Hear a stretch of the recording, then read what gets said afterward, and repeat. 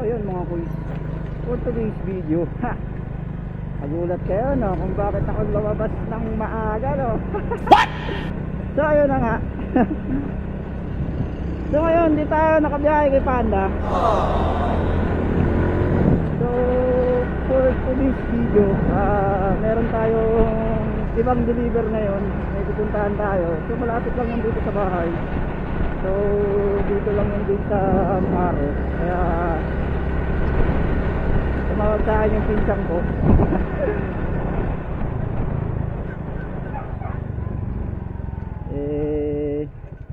May pupuntahan lang tayong medyo maganda-ganda yung panahon ngayon. Yeah, first time natin ulit nakapag vlog ng umaga.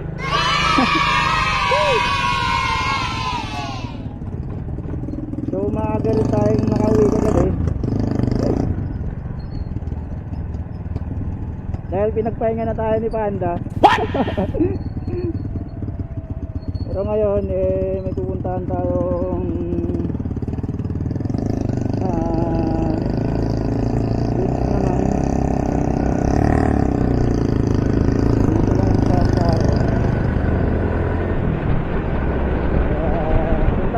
so tumatawag na kaninang umaga pa yung pinsang ko sa akin. Kaya nga tiyatanong ako kung may biyahe ako or wala. Syempre dahil maaga na nga tayo nakauwi kanina, syempre ang gising natin is ganitong oras talaga, hapon. Minsan 2:30 pa gising natin. Kaya ito ano lang, kumbaga yung ko almusal na lang yung gising ko sabay almusal no. Hindi na ako kumain muna, mamaya na. So yun, shout out sa mga bumiyahe kagabi at mga uminom kagabi. So shout out sa inyo. The JP, Daniel, Richard, Jake, Paul, sama na kita na shoutout ko la. Papashoutout yung mga to sama ka na kayo, baka magtampo pa si Ronnie. Ibig Joven, baka magtampo rin, shoutout kayo. Shoutout na kita tol. So ayun, malalayo pa tayo ng kaunti at may pupuntahan tayo ngayong araw. Extra biyahe. So on the way na tayo.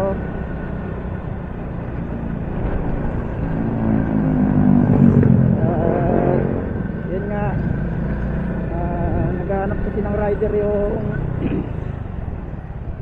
tropa ng pinsang ko, kaya kulang daw sila sa rider. So punta tayo, try to experience natin.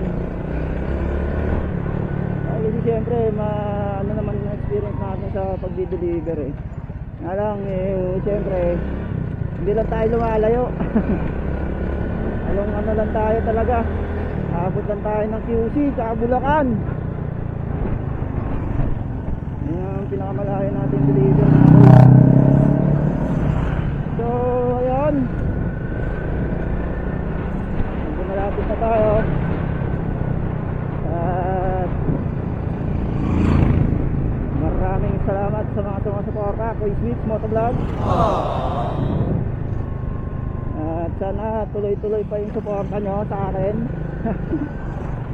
Sa siyempre mga susunod na taon pa. Thank you. Peace.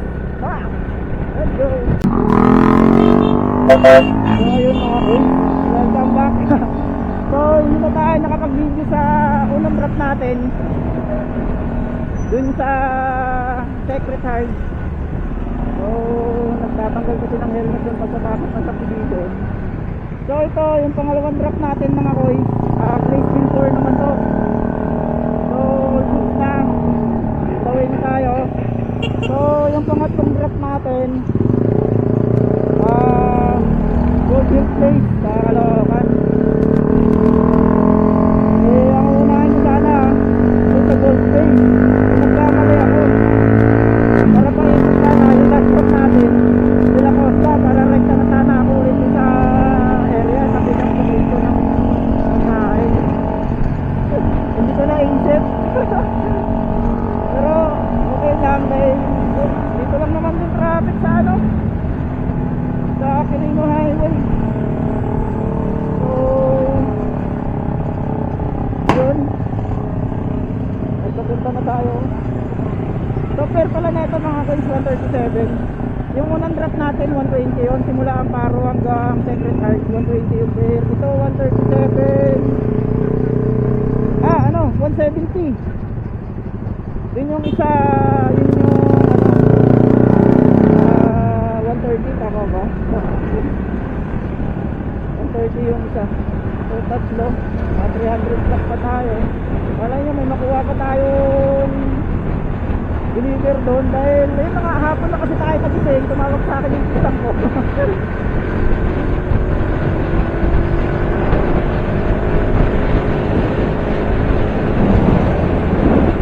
Hey, nakikinig ko isang natin isang area na makakuha tayo ng deliver.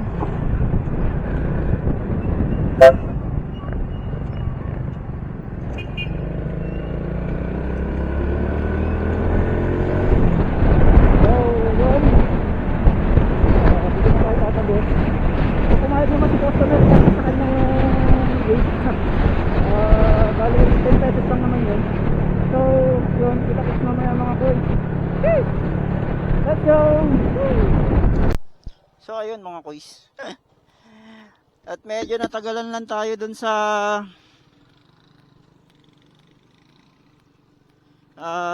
tawag na ito, pag send ni sir ng True Gcash. Dahil hindi ko alam kung saan kaninong may problema, hindi niya ma-send yung pera.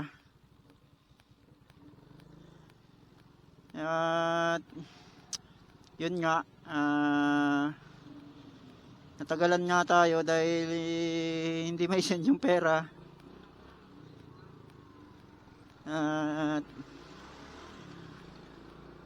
Ito, on the way na tayo sa third drop natin. Ang huling drop natin para makabalik tayo doon sa pick up natin. Gold Hill Place ang drop natin. Sana hindi masyadong traffic. Sheesh, makabakbak ulit. And ito, magbabagong silang tayo mga koys. Mag-phase 5 way na tayo para pag ahon natin galing phase 5, kakaliwa na tayo papuntang La Portesa. Kasi yung daan na ito mga koys, dulo nun, ayun yung Gold Hills subdivision. So palabas na tayo. Sana hindi masyadong traffic, pero syempre as usual dito sa phase 5Y, matik to mga koys. Sobrang traffic dito dahil walang ibang dumadaan dito.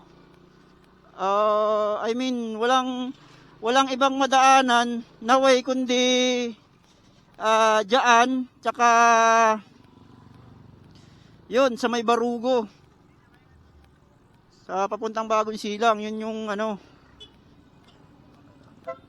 way na daan dahil ang tulay ng papuntang phase 1 Bagong Silang isinaayos nga. Kaya tignan mo naman, sheesh, dito pa lang grabe na ang traffic, lalo pa mamayang gabi pagdating ng rush hour. Yan, dikit-dikit na oh. Yay, so dikit-dikit.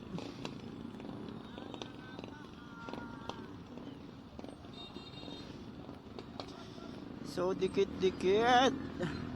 Ito ang nakakaubos ng oras natin mga kuys.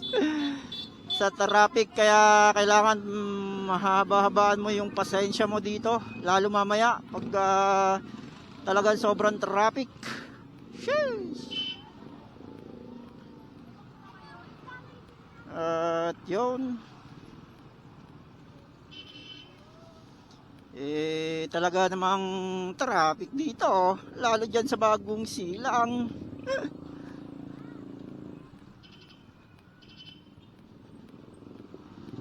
Hindi ko kasi naalala, kung alam ko lang, di sana maaga tayong umuwi kagabi at nag-extra biyahe sana tayo dito. Nga lang, hindi ko naalala. Naalala ko na. Yun, tumawag na sa akin yung pinsan ko. Tsaka pamangking ko. Doon ko lang nalaman. Hey, science! Naging math! Gago! Or ito na nga, oh, umuulan na mga koys. Sheesh! Naabutan na ako ng ulan. Huwag man sanang lumakas. So, kita-kits na lang tayo pag malapit na tayo sa drop location. Sheesh! Peace out! So, ayun mga kuys. Nabutan na tayo ng ulan. Anong street to? Walang street. 420 to. 70. Ito eh.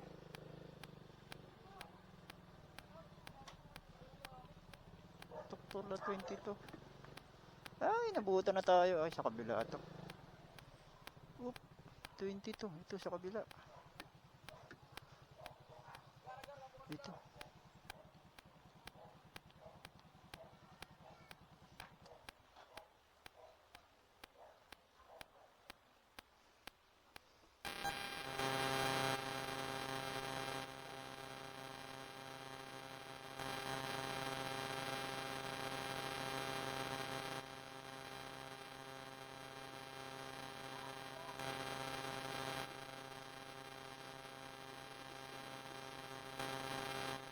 Hello, food pa, sa food, sorry.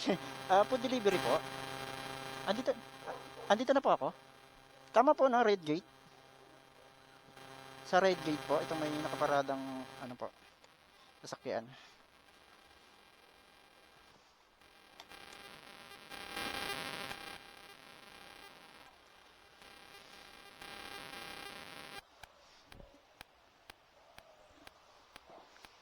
Yun. Abutan pa tayo ng ulan.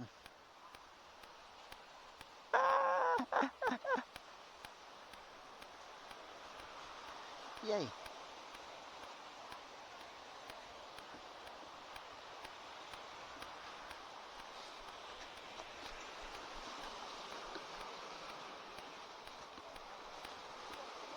Sir, bayad na po ba to? Bayad na po? Po? Nasend nyo na sa kanila yung ano? Nasend nyo na sa kanila yung GCash po? GCash payment nito? Okay na po? Sige po, pa-confirm lang sir. Salamat po.